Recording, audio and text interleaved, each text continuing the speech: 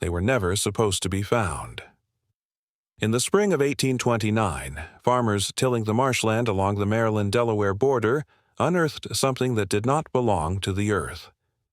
Bones, tiny, brittle bones, some no larger than the fingers, that once clutched their mother's hands. For days, whispers spread through the town. Children who had vanished decades earlier, their names erased from the church records, their faces forgotten by all but grieving families. The farmers swore. They heard laughter that night, cruel, mocking, carried by the wind across the swamp. Dogs barked at shadows. Windows shuttered early. Everyone knew what the land was telling them, but no one dared to speak it aloud. This soil was poisoned by a woman's hunger, a woman who carved out a kingdom of silence and terror, hidden in plain sight. Her name, spoken only in hushed tones, Patty Cannon. To some, she was a respectable landowner. To others, a whisper of corruption. But the truth was far darker. She was the architect of disappearances, the shadow behind every missing child, every vanished traveler, every free black family that left no trace. And the most horrifying part? She did not act alone. History tells us Patty Cannon was a criminal, arrested for slave trading. But that is only the skeleton of her story. What the record books omit is the flesh, the blood, and the rot. Witnesses described her as broad-shouldered, with eyes that froze men in place. She moved with a confidence that came not from wealth, but from something more dangerous. Protection. Sheriffs, judges, businessmen, they all knew her, and many profited from her. In a world where laws were written to strip humans of dignity, Patty wielded cruelty like a crown. Children in orphanages were told stories about her. A boogeyman dressed as a matron. Parents in taverns swore her shadow lingered in doorways. But when one child went missing, it was called misfortune. When 10 vanished, it was bad luck. When dozens disappeared, it was silence. Silence enforced by fear and by the knowledge that accusing her meant ruin. Or worse, the land itself seemed complicit. The Chesapeake marshes stretched wide and empty, a perfect graveyard. Thick fog rolled in at dawn, swallowing. Sound. Trees leaned heavy, twisted, their roots clutching bones no one wanted to acknowledge. Travelers often spoke of the hollow air around Cannon's property. The barn sagged like it carried invisible weight. Farmhands refused to stay. Past dusk, claiming they heard chains dragging across the dirt floor, though nothing moved. The fields grew corn high and golden, but its roots fed on something darker than water. Old women in nearby villages said the marsh carried voices, screams buried in mud. They warned children never to wander near the border farms. But warnings mean little when hunger is near, when poverty drives footsteps toward work, or when the promise of safety hides behind the smile of a woman who knew how to disguise her cruelty as charity. And so they walked into her house, and many never walked back out. They called it the Trail of Mercy. At least that's what the church handbills said. Orphans abandoned in city streets were taken to good Christian homes in the countryside, but anyone who followed that trail east toward the swamps where Cannon's house loomed never saw those children again. Patty posed as a benefactor, a matron with open arms for the unwanted. Ministers blessed her work, praising her for giving the forgotten a roof, a bed, and a future. Yet the children who passed her doorway did not find beds. They found chains. Records show wagons leaving Philadelphia and Wilmington. 40. Children 1 year, 20 the next, none of whom appear in later census rolls. Questions arose, but each inquiry dissolved into excuses. The children must have died of fever. They were adopted in faraway states. Paper trails disappeared, conveniently signed by corrupt officials. But some stories survived, carried in whispers. One orphan boy escaped, his ankles scarred by iron shackles. He swore Patty did not simply sell children into bondage. She chose some for something else. He spoke of locked rooms, of nights filled with screams muffled by dirt floors. He told of neighbors who heard them but turned away, because in a town built on silence, to hear was to condemn yourself. The trail ended in her barn, in her cellar, in the hidden ditches carved into the marshland. And the church, the institution, that blessed her hands, never asked where the orphans went. What Patty built was not a home, it was a market. Beneath her false image of charity, she constructed one of the most ruthless slave-trading rings on the eastern seaboard. Families who fled north for freedom were intercepted, shackled, and dragged into her hidden chambers. Children were torn from mothers and sold separately, their cries muffled by muslin gags. Witnesses later described the auctions. Held at night, lanterns casting long shadows across the barn. Patty stood at the center, her voice cutting like a blade. She spoke of strong backs, good breeding stock, pliable servants. Buyers came not only from plantations in the South, but from nearby farms, men who prayed in the same pews as those they enslaved. But there were darker whispers. Some children, it was said, were never sold. Some men refused money and instead watched Patty's violence as though it were theater, a ritual, an entertainment that blurred into worship. Chains rattled like hymns, and blood was spilled in the straw of her barn like sacrificial offering. The children who vanished from records, the bones found years later, they were not just victims of greed. They were sacrifices to a system built on corruption, a system in which one woman became the perfect monster because she was protected by all around her. Decades later, when investigators finally searched Patty's property, they found evidence so grotesque it could hardly be spoken. Rooms with barred windows, as though children were penned like livestock. Shackles rusted into floorboards. Wooden beams scarred by fingernails. Neighbors claimed ignorance, but diaries tell another story. One farmer wrote of hearing cries in the dead night, as though babes were smothered in the ground itself. Another described carts rolling out before dawn, heavy with cargo no one dared inspect. Patty's own house became a tomb, each wall steeped in unspoken memory. Servants swore they heard whispers even after she was gone. Children calling names, mothers begging for their sons. The air in her parlor carried a stench of rot no fire could clear. The town tried to erase it. The house was torn down. The land was sold. But the silence of the community became part of the architecture of the place. An edifice not built of brick and wood, but of denial. And in denial, horror thrives. Patty Cannon was not an isolated monster. She was a node in a web. Crimes thrived because powerful men chose not to see them, or worse, profited from them. Court records from the time reveal a disturbing pattern.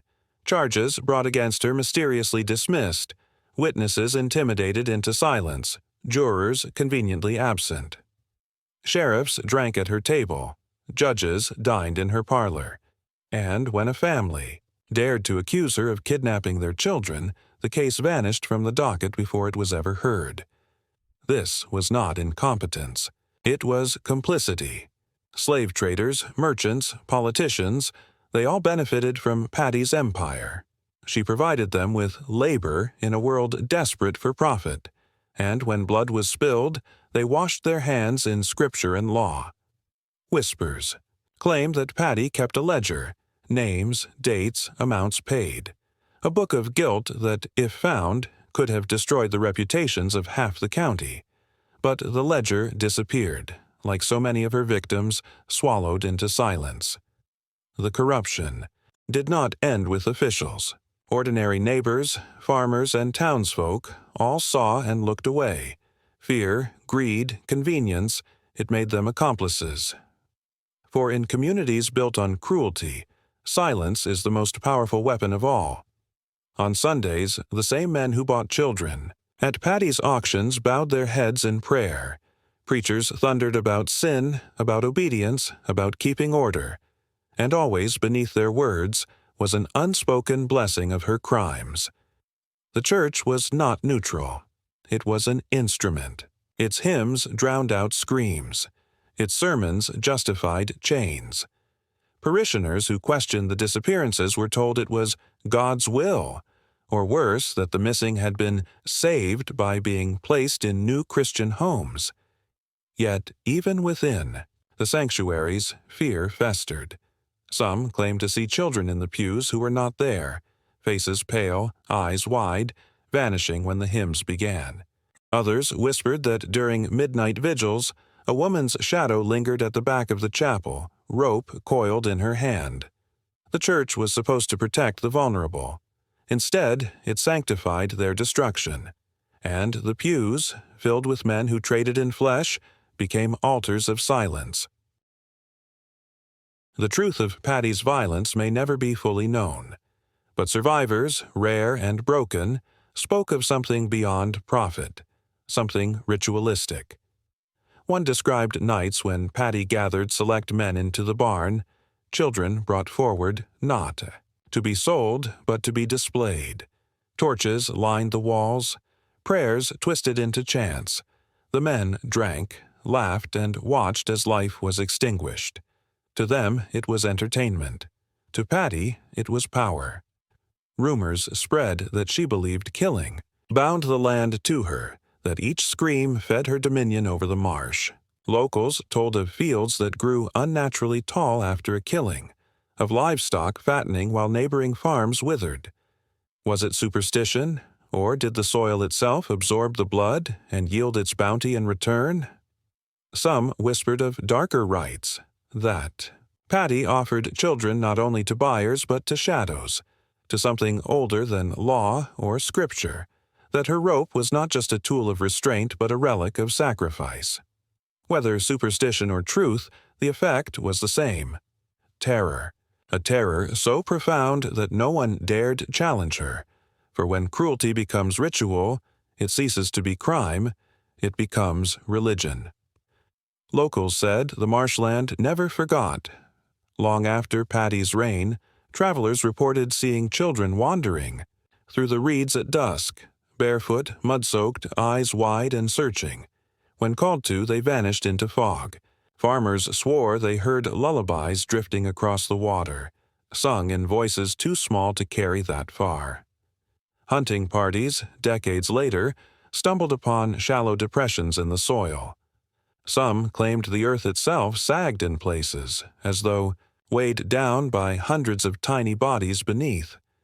Dogs refused to enter those spots, growling at empty air. Children of the nearby towns told their own ghost stories, of playing near the marsh and hearing someone whisper their names, of following footprints too small to be adult, only to watch them disappear mid-trail. Parents dismissed these stories as imagination, but they locked their doors earlier each night, because deep down, they knew, the orphans had never left. They remained in the swamp, tethered not by chains but by silence, and every child who looked into the mist saw, for just a moment, what their parents tried to forget, that the land itself was haunted by those who had no graves. History should have remembered, but it did not. Newspapers printed nothing beyond whispers of a troublesome woman. Court records thinned, pages missing, witnesses' names crossed out, testimonies dissolved into hearsay. Patty's crimes, vast as they were deliberately erased. This was not mere neglect. It was strategy. To preserve the image of towns, counties, churches, entire states, it was easier to let the victims rot in the marsh than to acknowledge the scale of what had been done. Official silence is the most efficient kind of violence. It makes the dead invisible and the guilty untouchable. But fragments survived. A letter from a grieving mother begging the sheriff to find her son. A journal entry from a farmhand who saw children marched into the barn but not out. An obituary mentioning a fever that coincided with entire groups vanishing, taken alone, each fragment was meaningless. Together they formed a map of silence, a silence written into the archives, signed by the very men who had once raised their cups in Patty Cannon's parlor. Patty Cannon was not born from nowhere. Her lineage itself was scarred. Her mother was said to be sharp-tongued, cruel, and feared. Her father, violent and drunk, vanished without record.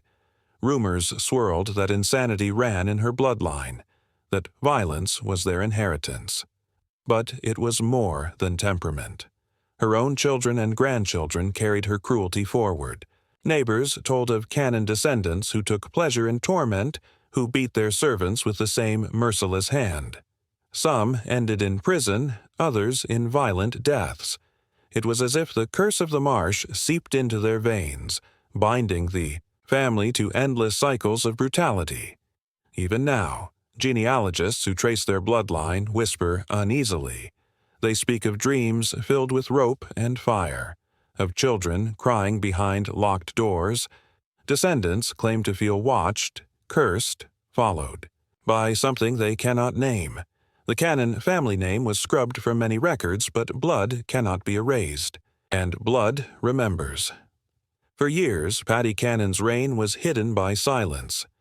But one night, her cruelty spilled into the open. A farmer, riding home before dawn, stumbled upon a wagon stuck in the mud. Inside were chains, still clamped around the wrists of children. 2 boys, no older than 10, were dead, their bodies slumped against the wooden boards. A girl, barely breathing, stared at him with eyes too wide for her face. The farmer ran, terrified. By morning, the story spread. Villagers whispered in corners, afraid to say Patty's name too loud, but the truth was out. Too many had seen. Too many could no longer pretend. Fear began to fester in the powerful men who had shielded her. She was no longer a hidden asset. She was a liability. Whispers turned to shouts, and shouts reached the courthouse. For the first time in decades, the name Patty Cannon stood before the law. But the law was not built for justice. It was built for control. And as her trial loomed, so too did the machinery of silence, already at work to contain the damage. Years later, after Patty was gone, searchers dug beneath her land. What they found was not a handful of graves, it was a necropolis. Bones upon bones, stacked like firewood, children's skulls alongside adults' ribs, rusted shackles buried in mud. The air was thick with rot that never faded, as though the ground itself rejected the corpses. Men digging swore they heard voices. In the wind, screams rising from the soil each time a spade struck bone. Some quit in terror, refusing to continue. What shocked investigators most was not just the number of bodies, but their arrangement. Some skeletons were bound together, as though staged. Others were buried with rope still knotted around their throats. It was not just mass murder, it was display. These findings were briefly recorded, then suppressed. The official narrative reduced them to remains associated with slave trading, sanitized, simplified. But the truth lingered, rotting beneath the fields, waiting for someone willing to look without flinching. Patty Cannon was finally arrested in 1829, but her trial never came. Official reports claim she poisoned herself. In prison, a final act of defiance. Yet rumors say otherwise. Some said she was quietly released, her death faked to protect the men who stood to fall with her. Others claimed she was executed in secret, her body disposed of where no mob could desecrate it. And some, darker still, swore she simply walked out one night, unchained, unguarded, vanishing into the swamps that had hidden her crimes for decades. Her absence became legend. To this day, no one agrees where her bones rest. Some say she lies beneath a courthouse floor. Others insist she is buried in a churchyard under a false name. And some believe she never died at all, that she walks the marshes still, rope in hand, seeking children whose cries keep her power alive. Justice was never served. Only silence was. The families of Patty Cannon's victims never found justice. Many were silenced before they could even speak. Mothers who demanded answers were threatened with arrest. Fathers who searched the marshes were told to leave or face consequences. Their grief became dangerous, an act of rebellion against the order that protected Patty. Some families fled north, carrying only whispered stories. Others stayed and buried their sorrow beneath forced obedience. But trauma has a way of lingering. In hushed family gatherings, descendants recalled fragments. A great-grandmother who spoke of a missing brother, a grandfather who swore his mother was taken by the woman in the fields. The truth was not destroyed. It was fractured, hidden, in oral tradition, passed like contraband through generations. A story no one dared to write down. For writing, it meant risk. Speaking it meant danger. Remembering it meant pain. And so, silence itself became the weapon of survival. Decades later, historians tried to unearth the details. They found courthouse ledgers with whole sections burned, pages torn from church registers, land deeds missing signatures. Every trail ended in absence. It was as if history itself had been scrubbed clean, deliberately. But even erased ink leaves, shadows, margins filled with unexplained notes, numbers that didn't add up. A single line scrawled in a county book. Patty paid in full. The ghosts of her crimes do not haunt only the marshes, they haunt the archives. Each missing page is a silent scream. Each burned file, a body buried twice.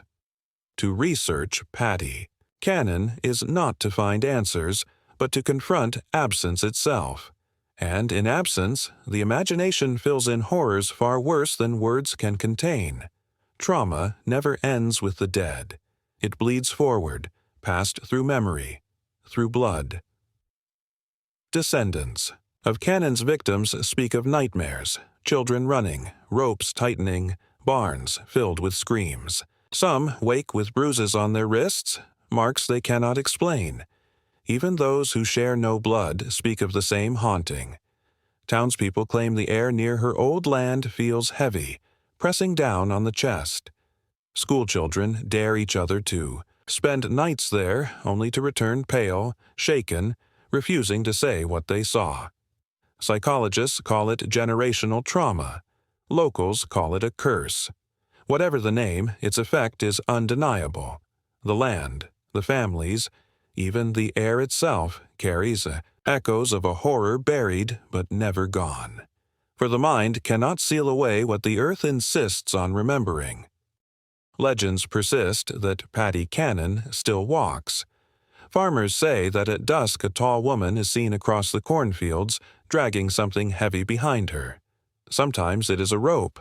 Sometimes it is a chain. Always it leaves no tracks.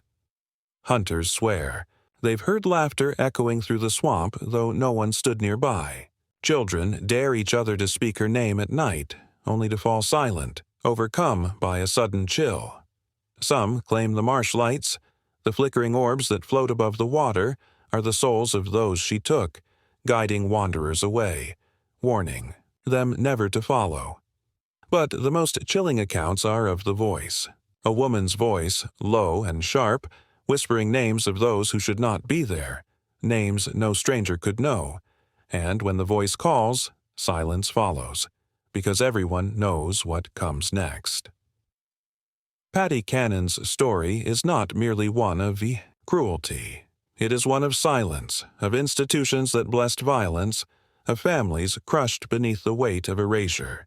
It is the story of how entire towns conspired to bury their sins in marshland and prayer, only for the land itself to unearth them again. The bones remain. The stories linger. The shadows walk.